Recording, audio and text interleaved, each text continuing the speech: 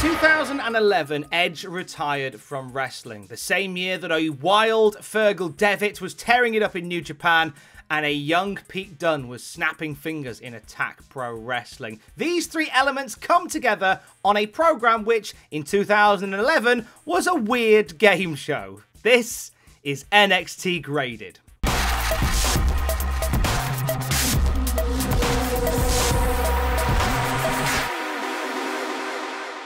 Dusty Cup action to get us underway. It is Dakota Kai and Raquel González taking on Kacy Catanzaro and Kayden Carter. Kai and González shutting down Team Kacy early on. Kayden managed to make a break for it. Then all of a sudden she runs into the corner.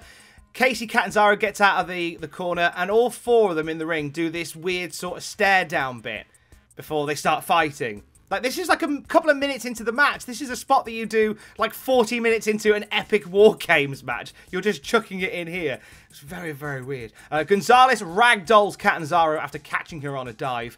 And this is where we see Kacy take an absolute shoo-in until she gets thrown out of the ring by Kai. And she skins the cat off Kayden Carter's back. Back into the ring. Knocks down Kai, gets the tag to Carter. Carter runs wild. Nice hot streak from Carter. Gets shut down when she's booted off the apron. And she clatters into the announce table, though. Catanzaro gets a tag. She takes out Dakota Kai before heading outside the ring where she's pursued by González and Kai. She climbs up the scaffolding ringside. Takes a dive off the scaffolding onto both of them. This was a really good spot by Kacy Catanzaro. We see Team Kacy really go for it here. They hit a draping pedigree, a low Hurricane Rana, and then Catanzaro hits that stunning back senton bomb. The big flippy one that hasn't quite got a name yet. But she gets the cover on González, only for Kai to break the cover at the last minute. González is able to shake this off. She hits a one-arm powerbomb onto Catanzaro and gets the 1, 2, 3. And Raquel González and Dakota Kai book their places in the next round of the Women's Dusty Cup. This is a B+ for me. Some really good stuff in this, some really high energy stuff. I think, again, Team Kacy's best outing once again. Last week it was their match against Storm and Mercedes Martinez, or the week before rather, and now it's this one. The stare down bit made no sense, but it was very, very good. Leon Ruff takes on Austin Theory next. Cute bit as Austin is heading out to the ring with Gargano. Austin nearly walks through the wrong curtain, so Gargano has to show him the way, quite literally.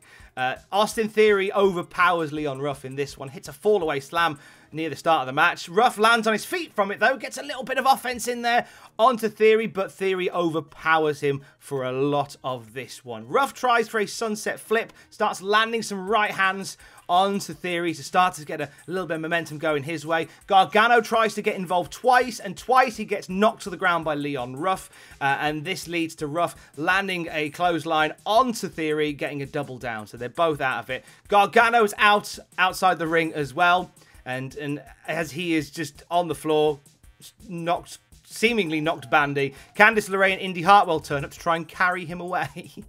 But here comes Shotzi Blackheart and Ember Moon. They fight the way away as Gargano is sort of dusted himself off and getting back to his feet. Leon Ruff, outside of the ring, sees the referee is out of position, holds his face and hits the ground. Proper Eddie Guerrero style, like he's just been smacked in the face by Gargano. This leads the ref to throw Gargano out of the ring. Cool little moment, little nod to Eddie there. Ruff gets a near fall from a Brett's rope cutter here. He lands, he really goes for it here. Theory rolls out of the ring.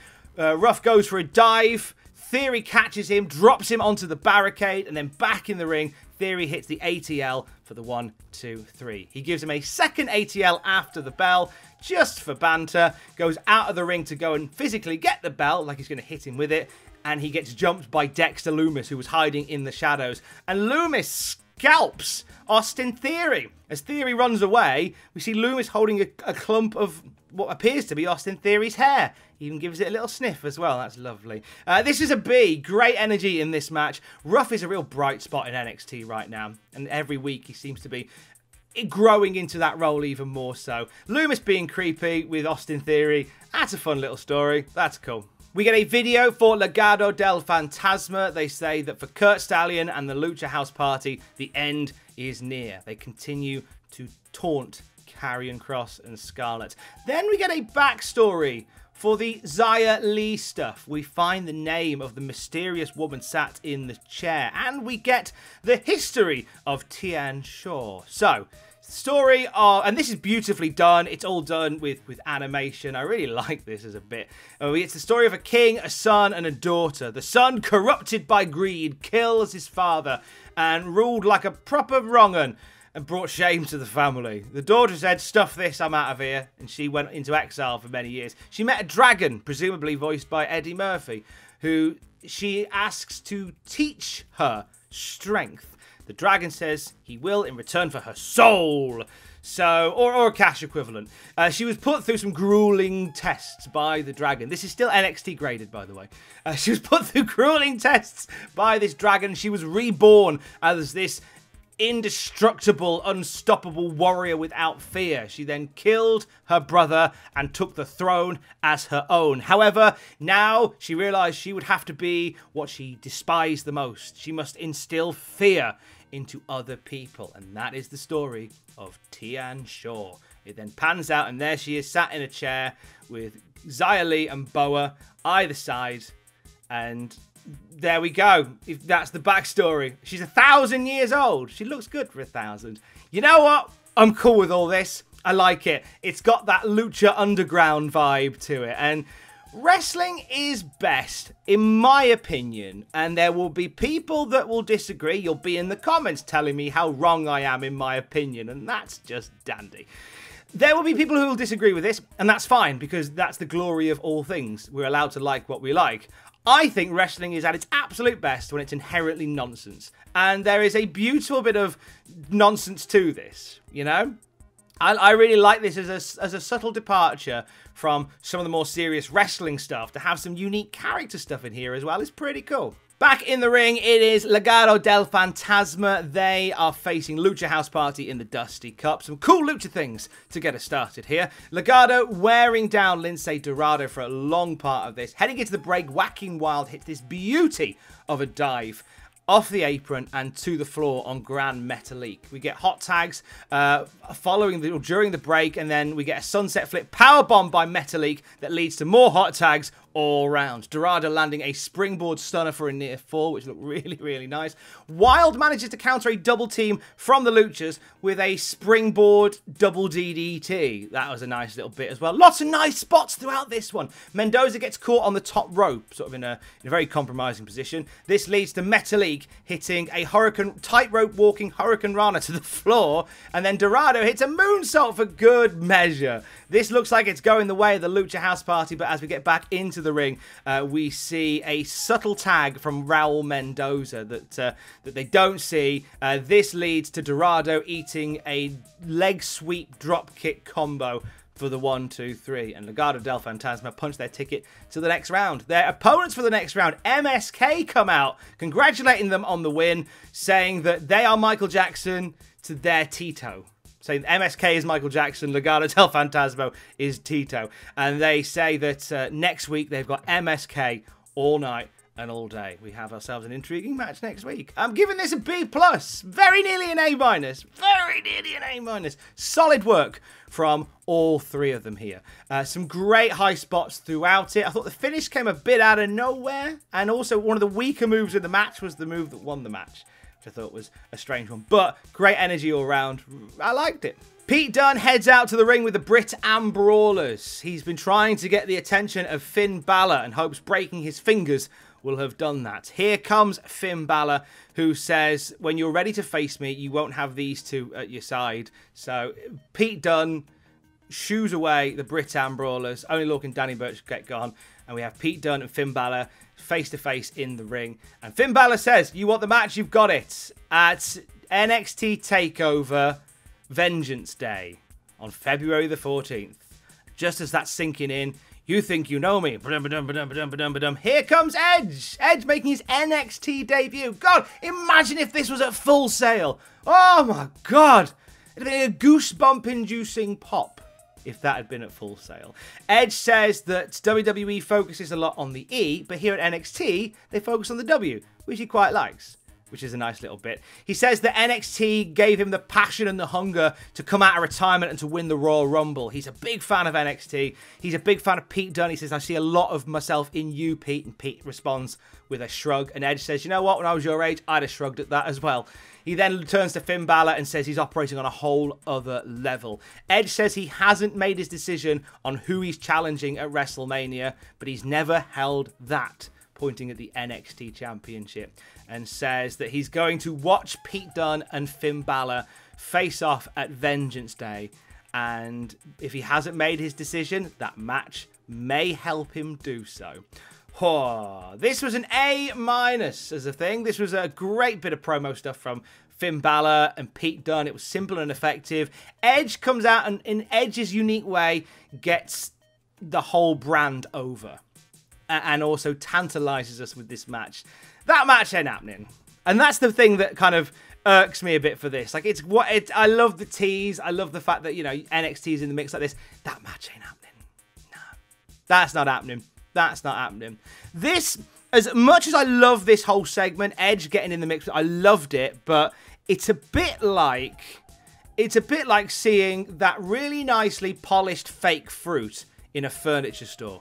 It looks delicious, it looks tantalizing, but you can't have it because you just can't. There's nothing to it. So that's what this feels like. But regardless of that, it was great to see Edge on NXT, and it was great to see these three interacting. It was cool. We get an interview with Johnny Gargano backstage. Elise is firing some questions at him that he's really enjoying until she tells him that she's heard from William Regal that he'll be defending his North American title at TakeOver Vengeance Day against Kushida. Gargano is not happy. He believes that Elise is spreading lies, marches her to William Regal's office to get her sacked, opens the office door. There's Kushida. They have a little bit of a chat, then they have a little bit of a fight. Gargano and Kushida fighting through the corridor. The fight ends with Kushida knocking Gargano down and soccer kicking his arm. You see Gargano just screaming in pain, holding his arm as Regal and the medical teams all turn up. Whether this will lead to Gargano trying to get out of the match with a broken arm, or like there'll be some fun to be had with Gargano in the run-up to this. Toni Storm faces Jessi Kamea next. During the match, it's communicated to Wade Barrett that Jessi Kamea has now joined the Robert Stone brand. So that's good for Kamea. She gets a shoe-in from Storm. She starts to get a flurry in, but just as she's starting to get a bit of wind in this match, Mercedes Martinez turns up, gets into the ring, starts fighting with Toni Storm. Match is thrown out. From this, Io Shirai makes her way to the ring, and she stands and she sits very sweetly on the top turnbuckle, watching Mercedes and Toni tear each other apart. They fall out of the ring, and then Io climbs up the other rope. Boom! Diving moonsault onto both of you. Climbing the ring, hold up your belt. Happy days. That's the bit. C, serviceable. Just a device, really, to get to a Storm McKenzie Io Shirai beatdown. That was kind of all we did this for. We get a video package of Cameron Grimes. After several months absent, he is back next week and he's going to the medical office to get a final sign-off. Stallion gets his Cruiserweight Championship match next against Santos Escobar. A lot of build for this one. Almost like months in the making, this one, strangely. Kurt's fired up, but he is outmatched by Santos. Early into the match, there is a distraction on the scaffolding, right at the other side of like a platform on the other side of the Capitol Wrestling Center. And there is Scarlett, bathed in red dress, watching on. Santos sees this and he smiles and kind of starts showing off a little bit. This leads to Stallions getting a little bit of an advantage in there, which is nice to see. Getting a little bit of love in there, but not a whole lot. During the break, he gets dropped back first onto the steel steps, and he is just done when we come back. Escobar hits him back in the ring, hits him with a train wreck. A-Train's old finisher. Nice little touch there. Puts in a half crab and a surfboard, but Stallion is not giving up. We see him dodge a corner splash and land a German suplex out of the corner. And from here, Stallion gets one final little bit of a push. He goes for a DDT out of a corner. This ends up with Escobar turning it into a Northern Lights into the turnbuckle itself. Following this, we get a Phantom Driver. And then we get the El Legado for the 1, 2, 3. And Santos Escobar has retained his Cruiserweight Championship. After the match, here comes Karrion Kross walking down the ramp. Raul Mendoza and Whacking Wild immediately get dispatched. And he climbs into the ring, stares down Santos Escobar and says, I'm going to give you the gift of time. However, you have time to think about the inevitable. Run along TikTok. And Santos looks intensely at Cross before stepping out of the ring. This was a B. Kurt Stallion looked good in there for like his first real high-profile match. I thought this was a really good showing for him. Escobar, his champ, looks really strong in there as well. I'm intrigued by the dynamic of Santos Escobar and Karrion Kross. This is an interesting feud to have. We'll see where this bubbles to. We cut backstage where Edge is leaving the arena and he's approached by Karrion Kross, who's put a shirt on between segments. That's respect to your elders, that is. Karrion Kross tells Edge that it won't be Pete Dunne or Finn Bálor he'll have to worry about. It'll be him because he is coming for his NXT championship. Edge says, it's talk like that that motivates me to come back, and that is something that you don't want. And then he leaves, teasing Karrion Kross and Edge. Are we teasing a lot of things that we're not going to see? Unless Edge is... Unless Edge is... I'm having this epiphany while recording. Unless Edge is going to be on NXT. Seems like an interest... Would they do that? No, they wouldn't. Would they? No, they wouldn't. They're just teasing us unnecessarily. Oh, you teases. It's main event o'clock. Undisputed Era. Adam Cole and Roderick Strong taking on Timothy Thatcher and Tommaso Ciampa in Dusty Cup action. Ciampa and Cole start this one off. They get to a stalemate. They try all their signature strikes. Nothing seems to land. They tag out to Roddy and Timbo. And we get some catch-as-catch-can grappling type shenanigans in the center of the ring. Some solid techers for a short while, with Thatcher eventually winning out on Roderick Strong. Thatch and Ciampa wear down Roddy in the ring until everybody jumps in. And they do the same thing again that they did in the first match, where all of a sudden we've got this 4-person stare down and then strikes. Like, this is a spot that you do... As I said earlier, during like a 40-minute War Games match. You don't do it sort of like as a casual aside during a standard tag match. Bin this off. Bin this off. Please. Bin this off. If you bin that off, I'll bin off the Biffy Clyro jokes on news. How's that? Deal? Deal. From the break, after the break, we see, once again, Roddy back in a bad way, getting beaten up by Strong and by... Strong getting beaten up by Ciampa and Thatcher. He's not beating himself up. That'd be stupid. We see him fighting with Thatcher on the top rope, lands a desperation superplex, and finally makes that hot tag to Adam Cole, baby, who just starts flattening everyone. Goes for the Panama Sunrise on Ciampa. Ciampa sort of avoids it by standing his ground, so it gets turned into a sunset flip instead. I think that's kind of what happened there. Strong and Cole both put submissions in on Thatcher and Ciampa. However, Ciampa's able to break out of his and break up Thatcher's to keep the match alive. Thatcher and Ciampa laying some quick German suplexes out onto Roddy Strong. Hits a running knee for a near fall as well. Strong counters the fairy tale ending with an angle slam. We then get a super kick running knee from Undisputed Era for a near fall once again. Thatcher saves Ciampa from another double team, pulls him out of the ring, and he ends up getting dumped over the barricade for his trouble. But it allows Ciampa time to get his head together, so as Roddy gets back into the ring, hooks his head, Willow's bell, 1, 2, 3. Ciampa and Thatcher defeat the Undisputed Era. They are through to the next round of the Dusty Cup, and they're facing the grizzled young veterans, who meet them on the ramp, and they start to get into it, but the fight is very quickly broken up as the show is coming to an end. B+ for the main event. I thought it was a very good main event. Strong work from everybody involved, with a great finish that kind of told how well Ciampa and Thatcher are working as a team. That dynamic thing there wasn't great, but it was good. And I'm up for Ciampa and Thatcher and GYV next week. I think they might, if they let them loose a little bit, it'll be good. And overall this week, I'm giving NXT a B+. Edge, Bálor, Dunne was very appealing, even though it's not happening. Even though it's not happening.